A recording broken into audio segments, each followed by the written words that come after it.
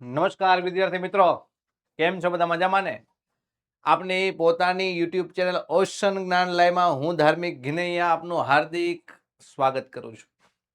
આજે વિદ્યાર્થી મિત્રો તમારા માટે છે ને એકદમ સરસ મજાની વસ્તુ લઈને આવ્યું છે કે અર્થશાસ્ત્ર વિષયમાં 100 માંથી 100 ગુણ કઈ રીતે મેળવવા, કઈ રીતે પ્રાપ્ત કરવા.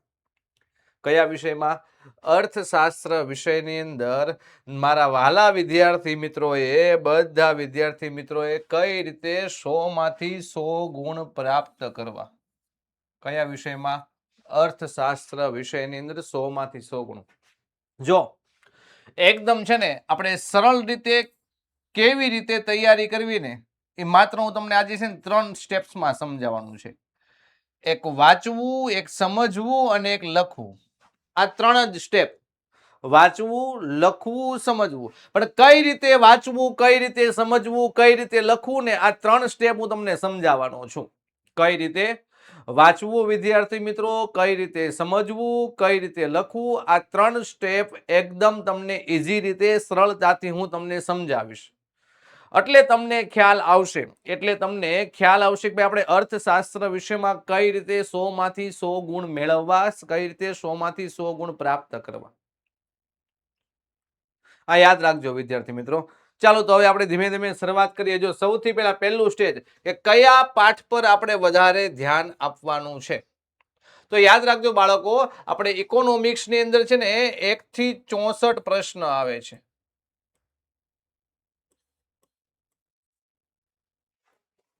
કેટલા?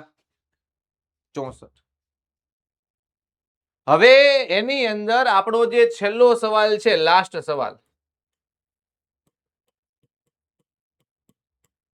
છેલ્લો સવાલ છે ને બાળકો, એ તમારા માટે એમ કહેવાય કે આલેખ પૂછાય છે. શું પૂછાય છે? આલેખ પૂછાય છે. યાદ રાખજો, જે આલેખ પૂછાય છે ને એ આલેખ ફરજિયાત નથી, તમારે દોરવું હોય તો દોરવાનો છે. પણ હું તો એમ કહું આલેખ જ દોરાય. કેમ? કારણ કે આલેખ જે 5 ગુણનો પૂછાય છે એમાંથી 2.5 ગુણ છે ને આપણે આલેખ દોરીએ તે ના હોય, આલેખ દોરવાના. અને બીજા જે 2.5 ગુણ છે ને આ આલેખની સમજૂતી લખવાના. આ રીતનું આપણને 5 ગુણ મળે છે. જો પણ જો કીધું છે પાઠ 1 માંથી 5 માર્ક્સનો આલેખ પાકો પૂછાશે જ, પૂછાય જ છે. જો નિયમ છે ને યાદ રાખજો, હું તમને સમજાવું છું કે આલેખના જે નિયમો છે, યાદ રાખજો, આલેખના મેં શું કીધા? નિયમો તમને કીધા. રૂલ્સ રેગ્યુલેશન હું તમને કહું છું. આ નિયમો જે છે આલેખના, શું મેં કીધા? આલેખના નિયમો. આ નિયમો બધા પાઠ નંબર 1 માં આપેલા છે.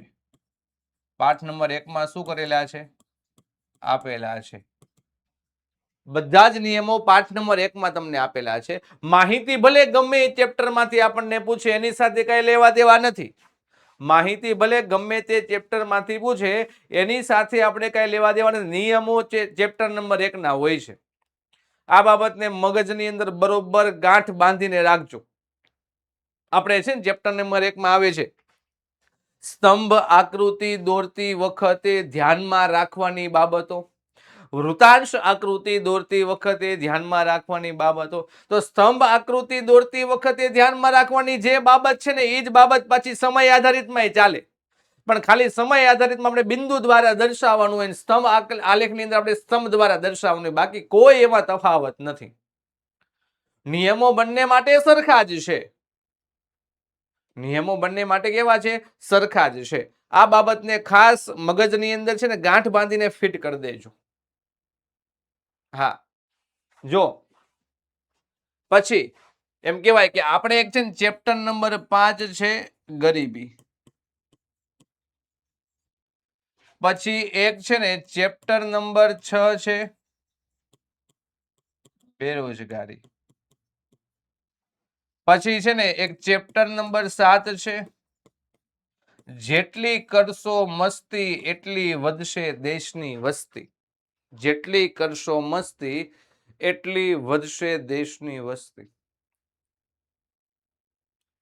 તો વિદ્યાર્થી મિત્રો, આ 3 ચેપ્ટર એવા છે જે બહુ ખૂબ એમાં 5મું અને 6થું ચેપ્ટર ગરીબી અને બેરોજગારી ચેપ્ટર બાળકો ખૂબ લાંબા ચેપ્ટર છે આપણા. તો આ ચેપ્ટરની અંદર આપણે કઈ રીતે તૈયારી કરવી, કઈ રીતે આપણે સવાલના જવાબ પાકા કરવા, કઈ રીતે મુદ્દા પાકા કરવા, આ બધી જ વસ્તુ આપણે શીખવાની. જો ગરીબી છે, બેરોજગારી છે, વસ્તી આ પાઠમાંથી વધુ પૂછાય છે, તો એના ઉપર આપણે છે ને વધારે ધ્યાન, જેમાંથી વધારે પૂછાય છે, વધારે પૂછાય એટલે ધ્યાન કેવું આપવાનું, વધુ ધ્યાન આપો. કેમ? આ બધા ચેપ્ટરો એવા છે જે આપણે વધારે ધ્યાન આપીએ ને તો એમ કહેવાય વધારે માર્ક્સ આપણે કવર થતા હોય. વધારે ધ્યાન આપીએ તો આપણે માર્ક્સ કેવા કવર થતા હોય, વધારે માર્ક્સ કવર થતા હોય. એટલે આવા ચેપ્ટરો ઉપર આપણે ખાસમ ખાસ ધ્યાન રાખવાનું છે કે જેથી આપણે ઓછા ચેપ્ટર કરીને ખૂબ ઝાઝા બધા માર્ક્સ છે ને પ્રાપ્ત કરી શકીએ. ઓછા ચેપ્ટર પાકા કરીને ઝાઝા બધા આપણે માર્ક્સ મેળવી શકીએ ને એટલા માટે. ત્યાર પછી એમ કહેવાય કે બ્લુ પ્રિન્ટ. મોસ્ટ ઓફલી છે ને દરેક વિષયના શિક્ષકોએ તમને બ્લુ પ્રિન્ટ સમજાવી છે, અર્થશાસ્ત્ર સિવાય મારા સિવાય. હું ક્યારેય બ્લુ પ્રિન્ટમાં વિદ્યાર્થી મિત્રો માનતો નથી.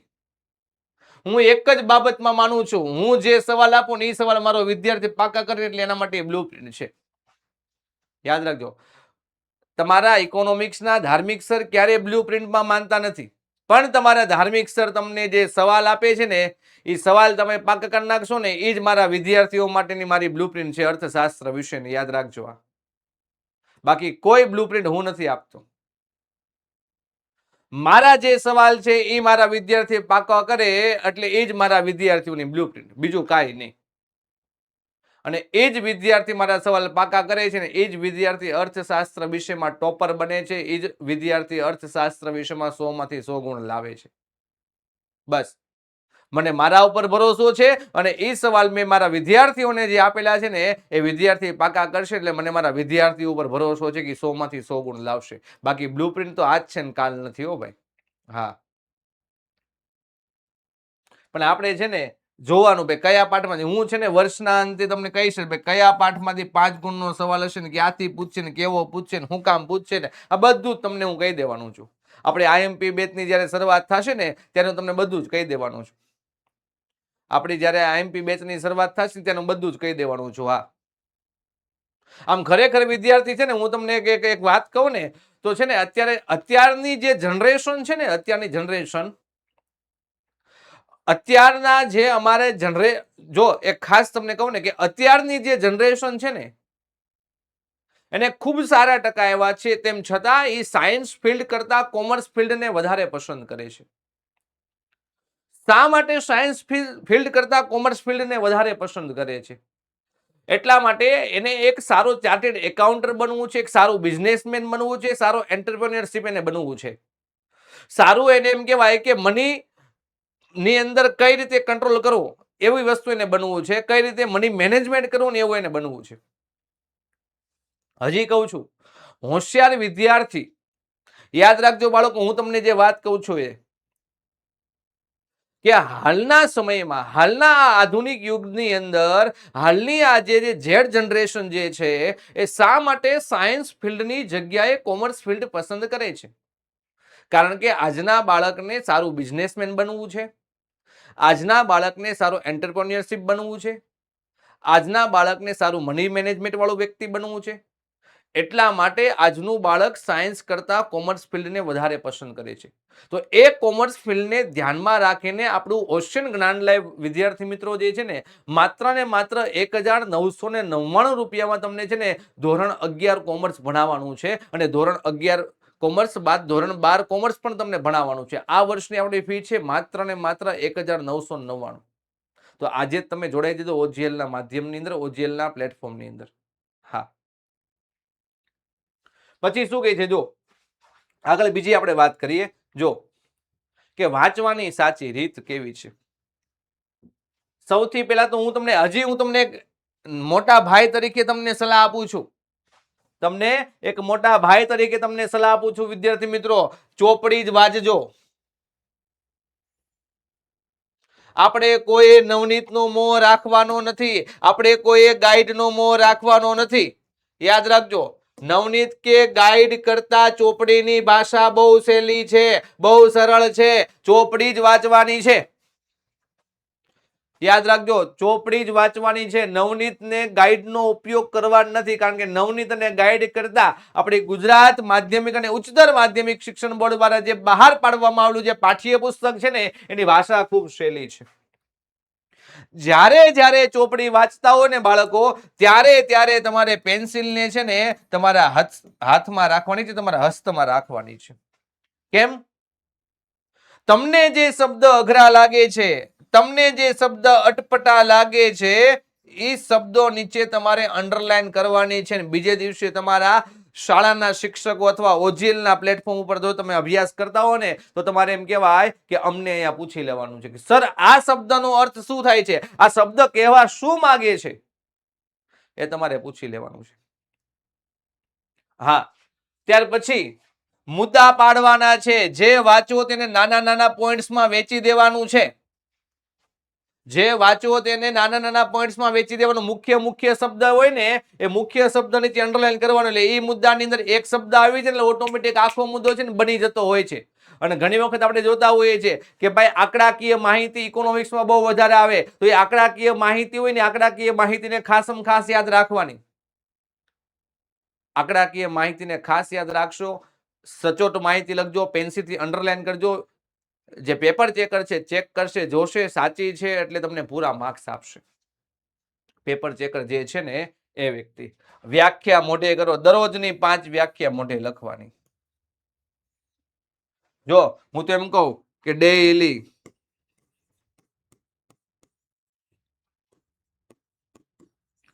5 વ્યાખ્યા, ડેઈલી 5 વ્યાખ્યા, પછી એમ કહેવાય 5 નહીં, હું તો એમ કહું ડેઈલી 2 કોષ્ટક પાકા કરવાના. આંકડાકીય માહિતીના છે ને ડેઈલી 2 કોષ્ટકને શું કરવાના? પાકા કરવાના. 2 કોષ્ટક આંકડાવાળા.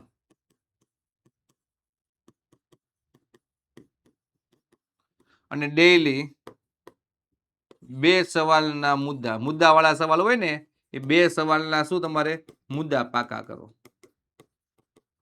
આ બાળકો જે કામ છે ને આ કામ છે ને માત્ર છે ને 30 મિનિટનું છે.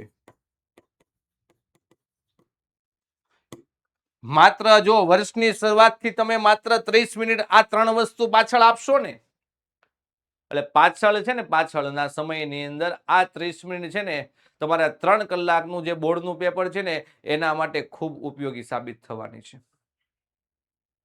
યાદ રાખજો. પાછળના સમયમાં આ આખા વર્ષની જે તમે દરરોજની 30 મિનિટ આપો છો ને આ 3 વસ્તુ માટે, એ પાછળના સમયમાં બોર્ડના પેપરમાં તમારે ખૂબ એટલે ખૂબ ઉપયોગી સાબિત થવાની છે. માત્ર તમારે દરરોજની 30 મિનિટ ઇકોનોમિક્સના વિષયને મેં કીધું એમ કે દરરોજની 5 વ્યાખ્યા પાકી કરવાની, દરરોજના 2 આંકડાવાળા કોષ્ટક પાકા કરવાના, અને દરરોજના સવાલના 2 મુદ્દાના બે સવાલ લેવાના, મુદ્દાવાળા સવાલ અને મુદ્દા પાકા કરવાના, ખાલી મુદ્દાનું નામ પાકા કરી નાખવાના. આટલું દરરોજ કરતા જાઓ, કોઈ પ્રકારની તકલીફ નહીં પડે. કોઈ એટલે કોઈ પ્રકારની તકલીફ પડશે નહીં. આ ખાસ યાદ રાખજો. પછી જો કીધું એમ કે નવનીત કે ગાઈડનો આપણે ઉપયોગ કરવા નથી, કારણ કે ચોપડીની ભાષા બહુ સહેલી છે. જે વાંચો તેને નાના નાના પોઈન્ટમાં વેચવાનું છે. વ્યાખ્યા મોટી કરો, ડેઈલી 5 વ્યાખ્યા, પણ યાદ રાખવાનું 5 વ્યાખ્યા, 2 કોષ્ટક આંકડાવાળા, 2 સવાલના મુદ્દા પાકા કરવાના. ટીપ, જ્યારે પણ વાંચો ત્યારે હાથમાં પેન્સિલ રાખો ને અઘરા શબ્દ નીચે અંડરલાઈન કરીને વાંચવાનું છે. યાદ રાખજો, આ અર્થશાસ્ત્ર વિષય છે. કયો વિષય છે? આ અર્થશાસ્ત્ર વિષય છે. એટલે અર્થશાસ્ત્ર વિષયની વિદ્યાર્થી મિત્રો તમારે છે ને આમ જો મુદ્દાઓ આવે, તમારે વ્યાખ્યાઓ આવે, અને તમારે બીજું શું આવે? આંકડાઓ આવે. આવી બધી વસ્તુ છે. આવી બધી વસ્તુઓ છે એટલે યાદ રાખજો. અને હજી વિદ્યાર્થી મિત્રો તમને કહું છું, જ્યારે પણ વાંચવા બેસો, હજુ વિદ્યાર્થી મિત્રો તમને હું વાત જણાવું છું, યાદ રાખજો. વિદ્યાર્થી મિત્રો એક વાત મારી મગજમાં તમે ઉતારી લો, જ્યારે તમે વાંચવા બેસો ને ત્યારે હંમેશા તમારું વાંચવાનું સ્થાન છે ને યોગ્ય સારું હોવું જોઈએ. ખુરશી ઉપર બેસીને તમે વાંચી શકો. ક્યારેય પણ પથારીમાં સુતા વાંચવાનું નથી. જો તમે પથારીમાં સુતા વાંચશો તો તમે વાંચવાની પથારી ફેરવી નાખશો. એટલે હંમેશા વાંચવા બેસો ત્યારે ખુરશી પર બેઠા વાંચવાનો આગ્રહ વધારે રાખવાનો, જેથી તમને વધારે યાદ રહે. જેથી તમને વધારે પાકું રહે, જેથી તમે ઓછા સમયમાં સારું યાદ રાખી શકો. આ યાદ રાખજો વિદ્યાર્થી મિત્રો ખાસ. ત્યાર પછી આપણે જોઈએ આગળ, જો શું કહે છે કે આલેખમાં ભૂલ નથી કરવાની. આલેખમાં ક્યારે પણ મારા વિદ્યાર્થી મિત્રો છે ને એ આલેખમાં ભૂલ નહીં, મતલબમાં કે લખો, માંડો અને ભૂસોની પદ્ધતિ અપનાવવી નહીં. ભૂસોની પદ્ધતિ અપનાવવી નહીં. એટલું બધું ઘાટી પેન્સિલ જેમ આલેખ દોરશે ને પછી ભૂયા જ રાખશે, ભૂયા જ રાખશે. એટલે આલેખનો રંગ, રૂપ, કદ, ગંધ આ કાંઈ જોવા જેવું નહીં ગમે આપણને. કાંઈ એટલે કાંઈ આપણને ગમશે નહીં. આ યાદ રાખજો. એટલે આલેખ સ્વચ્છ અને સ્પષ્ટ હોવો જોઈએ. જો આલેખ એકદમ કેવો હોવો જોઈએ? ચોખ્ખો હોવો જોઈએ. નીચે અને ડાબી બાજુ શું દર્શાવ્યું છે આપણે સ્કેલ માપમાં લખવાનું છે. આલેખ દોર્યા પછી 5 થી 6 લીટીમાં 5 મુદ્દામાં તેનું વિશ્લેષણ કરવાનું છે. હું મારા વિદ્યાર્થી મિત્રોને કમ્પ્લીટ છે ને 5 મુદ્દા આપી દઉં છું કે 5 મુદ્દામાં તમારે સરસ મજાનું છે ને વિશ્લેષણ સમજૂતી લખી નાખવાની. મારા વિદ્યાર્થી મિત્રોને બધાને ખબર હોય 5 મુદ્દા હોય. પહેલો મુદ્દો, આ બીજો મુદ્દો, આ ત્રીજો મુદ્દો, આ ચોથો મુદ્દો અને આ 5મો મુદ્દો. પહેલો મુદ્દો હું મારા વિદ્યાર્થી મિત્રો લખે OX ધરીવાળો, આમાં OY ધરીવાળો મુદ્દો લખે. ત્રીજો મુદ્દો લખે સૌથી વધુ, ચોથો મુદ્દો લખે સૌથી ઓછું, 5મો મુદ્દો લખે અનિયમિતતા અથવા કારણ. આટલું લખે મારો વિદ્યાર્થી હોય ને એ 5 લીટીમાં આવું સરસ મજાનું વર્ણન કરી દે. વર્ણન કરી દે ને એટલે વિદ્યાર્થી આમ જો મજો આવી જાય, આનંદ આવી જાય, 5 માંથી 5 ગુણ લઈ જાય. પેન્સિલ અને ફૂટપટ્ટીનો ઉપયોગ કરવાનો, કોઈએ પણ પેનનો ઉપયોગ કરવાનો નહીં. પેન્સિલ ફૂટપટ્ટીનો ઉપયોગ કરવાનો, પેનનો ઉપયોગ ન કરવો. પણ શેમાં? તો કે આલેખ દોરવામાં. આલેખ દોરવામાં પેનનો ઉપયોગ આપણે કરવાનો છે જ નહીં. આ મગજમાં બરોબર ઉતારી લેજો. યસ. ત્યાર પછી નેક્સ્ટ લઈએ આપણે પેપર લખવાની રીત. હવે જો પેપર લખવાની રીત જો વિદ્યાર્થી મિત્રો તમને સમજાવું.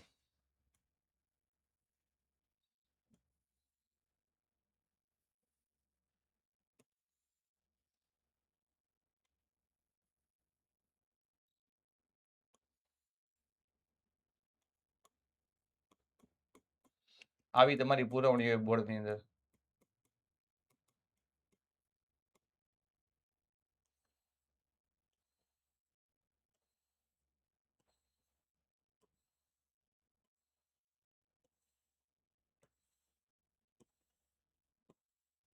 આવી પુરવણી હોય તો જો આવા પુરવણીની અંદર વિદ્યાર્થી મિત્રો તમારે કઈ રીતે લખવાનું છે? એકદમ વચમાં લખવાનું. હું આ રીતે જો આમ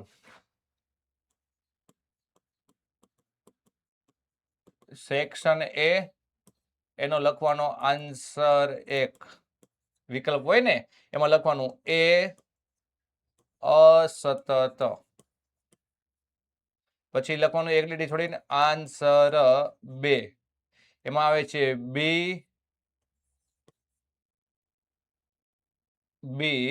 સતત, પછી લખવાનું આન્સર 3 એમાં આવે છે તો કે પાછો એ નોર્વે. આવી રીતે વચમાં જ લખવાનું. શું કામ ખબર છે? ઘણી વખત વિદ્યાર્થી મિત્રો એવું કરે છે કે આમાં વાંધો નથી આવતો, ઓલે સેક્શન ડી ને ઈ લખતા હોય ને એમાં અહીંયા લખે 18 નંબરનો ઓલા 38 નંબરનો સવાલ, 39 નંબરનો અહીંયા છે લખે 40. ઉતાવળમાં શિક્ષકને ચેક કરવાને ભૂલે એટલે આખો સવાલ તમારો સાચો હોય તો ચેક નો થાય. 2 સવાલ વચ્ચે 3 ગુણ મળે, 2 સવાલ વચ્ચે 2 ગુણ મળે. આવી ભૂલ થાય છે, આવી ભૂલ થાય છે. એટલે આપણે આવી ભૂલ કરવા નથી, આપણે આવી ભૂલ કરવા નથી. અને યાદ રાખજો જ્યારે જ્યારે મુદ્દાસર સવાલ આવે ત્યારે આપણે મુદ્દા પાડીને જ લખવાનું છે. કોઈ પણ ફકરાની જેમ લખવાનું નથી. આવી રીતે મુદ્દા પાડીને જ લખવાનું છે. આવી રીતે મુદ્દા પાડીને લખવાનું. કોઈ પણ ફકરા લખવાને બદલે 1 2 3 નંબર આપો. હું તો એમ કહું નંબર એ ન અપાય, નંબર કરતા આવા મુદ્દા પાડી દેવાના. નંબર કરતા આવા મુદ્દા પાડી દેવાના. અને યાદ રાખજો, એક મગજમાં પ્રશ્ન બેહાડ લેજો, જવાબ બેહાડ લેજો કે 3 ગુણનો સવાલ એટલે 6 જ મુદ્દા સાહેબ લખવાના. વાત ખોટી છે. જે માંગ્યું છે, જે જોતું છે, જે એને આપવાનું છે એ બધું આપણે આપવાનું છે. એવો ક્યાંય નિયમ નથી 2 ગુણમાં 4 મુદ્દા લખવાના, 3 ગુણમાં 6 મુદ્દા લખવાના, 5 ગુણમાં 10 મુદ્દા લખવાના. એવો ક્યાંય નિયમ નથી. આ મગજમાં બરોબર ઉતાર લેજો. અને હેડિંગ આપવાનું છે, મુખ્ય મુદ્દાની નીચે લીટી કરવાની છે. હમણાં મેં તમને કીધું અંડરલાઈન કરવાની છે, જેથી પેપર ચેકરનું ધ્યાન સીધું એમાં પડશે. તમે સાચું લખ્યું એટલે સીધા ફટફટ ફટફટ ફટફટ સાચું પાડીને 2 2 3 3 4 4 5 5 જે આવતો હોય આપી દે તમને. સમયને સાચવવાનો છે, આ ખાસ ખ્યાલ રાખજો. સમયને શું કરવાનો છે? સાચવવાનો છે. એક પ્રશ્નમાં આપણને એમ કહેવાય કે વિચારવા એવું થઈ ગયું છે કે આનો જવાબ હૈયે છે પણ હોઠે નથી આવતો, તો કાંઈ વાંધો નહીં વિદ્યાર્થી મિત્રો, એને થોડીક વાર તમારે છોડી દેવાનું છે. તમારે 5 સેક્શન આવે. સેક્શન એ આવે, બી આવે, સી આવે, ડી આવે અને ઈ આવે. રેડી? 180 મિનિટ આવે. કેટલી મિનિટ આવે? 180 મિનિટ આવે. તો આ 5 ગુણનો જે સેક્શન છે, 3 ગુણનો સેક્શન છે, 2 ગુણનો છે, 1 ગુણનો છે, આ 1 ગુણનો. આ 2 સેક્શન થી તમારે ખાલી 30 મિનિટમાં 30 જવાબ લખી નાખવાના છે. જોજો, મેં શું કીધું? 180 માંથી -30 મિનિટ ગઈ એટલે 150 મિનિટ વધી. આની અંદર આપણે શું લખવું? સેક્શન એ અને બી. બહુ વધારે સમય નથી બગાડવાનો. ત્યાર પછી સેક્શન સી માં તમારે 16 માંથી તમારે 12 જવાબ લખવાના છે. કેટલા? 12 જવાબ. પ્રત્યેક જવાબને તમારે 3 મિનિટનો સમય આપવાનો છે. એટલે 12 તેરીને 36 મિનિટ થઈ. કેટલી મિનિટ થઈ? 36 મિનિટ થઈ. એટલે 150 માંથી -36 મિનિટ જાય એટલે 114 મિનિટ વધી. રેડી? ત્યાર પછી આપણી પાસે આવે છે ડી સેક્શન. કયો સેક્શન આવે છે? ડી સેક્શન આવે છે. એ ડી સેક્શન જે છે એમાં 3 ગુણના 7 સવાલ લખવાના હોય. એટલે કે 10 માંથી 7 સવાલ લખવાના. 10 માંથી કેટલા લખવાના હોય? 7 સવાલ લખવાના હોય. કેટલા સવાલ લખવાના? 7 સવાલ. તો એ 7 સવાલ જે છે એ 7 સવાલને બરોબર વિદ્યાર્થી મિત્રો તમારે 7 સવાલને એક સવાલને 6 મિનિટ આપી દેવાની. કેટલી મિનિટ? 6 મિનિટ. એટલે 7 છંગ ને 42 મિનિટ. 114 માઇનસ 42 કરો. 114 માઇનસ તમે 42 કરો એટલે 104 ને 94. 104 ને 94, 74, 74 ને 72 મિનિટ વધે. કેટલી મિનિટ વધી? 72 મિનિટ તમારી વધી. 72 મિનિટ તમારી વધશે. એ 72 મિનિટ સેક્શન ડી આપણો એ બાકી છે. 5 સવાલ છે. કેટલા સવાલ છે? 5 સવાલ છે તમારા. આ યાદ રાખજો. જોજો આમાં કેટલી મિનિટ ગઈ? તો કે આની અંદર 42 મિનિટ ગઈ. સેક્શન એ 5 સવાલ છે. એક સવાલને તમારે 9 મિનિટ આપવાની છે. કેટલી મિનિટ? 9 મિનિટ. તો 45 મિનિટ માઇનસ કરો. કેટલી મિનિટ વધશે તમારા માટે? તો હજી તમારી પાસે 25 ને 27 મિનિટ વધશે. કેટલી મિનિટ વધશે? 27 મિનિટ તમારી પાસે વિદ્યાર્થી મિત્રો વધશે. 180 માંથી 30 કાઢ્યા એટલે 150 વધ્યા. 150 માંથી 36 કાઢી એટલે 114 વધશે. 114 માંથી 42 કાઢ્યા એટલે 72 વધશે.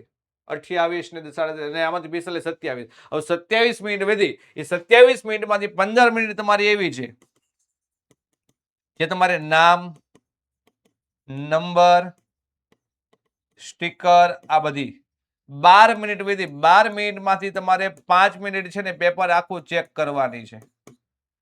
રેડી? અને 7 મિનિટ જે વધી છે એ 7 મિનિટમાં તમારે એકાદા એક્સ્ટ્રા સવાલ લખવાના છે. એક્સ્ટ્રા શું લખવાના? તમારે આન્સર લખવાના. જેથી એમ કહેવાય કે તમને ક્યાંક મડાગાંઠ હોય અથવા તમને એવું ક્યાંક હોય મેં સવાલ મને બહુ પ્રશ્ન થતા હતા, બહુ યાદ નહોતો, મેં છોડી દીધું છે. છેલ્લી 7 મિનિટમાં તમારો ઉપયોગ કરવાનો છે. છેલ્લી 7 મિનિટમાં આ રીતે આપણે ઉપયોગ કરવાનો. એટલે કીધું કે એક પ્રશ્નમાં બહુ વધારે સમય નથી ફાળવવાનો. સ્પીડ આપણી વધારવાની છે, સ્પીડ રાખવાની છે. આવું બધું છે. તો બસ આપણે કઈ રીતે ધોરણ 12 ની તૈયારી કરવી મેં તમને બધું જ કીધું ઇકોનોમિક્સની. તો આજથી જ આપણે વિદ્યાર્થી મિત્રો તૈયારી શરૂ કરી દેવાની છે. બહુ મૂંઝાવાનું છે નહીં. ઓકે, ફરીવાર તમે અને હું મળીશું ઓશિયન જ્ઞાન લાઈની યુટ્યુબ ચેનલ પર. ત્યાં સુધી દરેક વિદ્યાર્થી મિત્રોને જય હિન્દ, જય ભારત.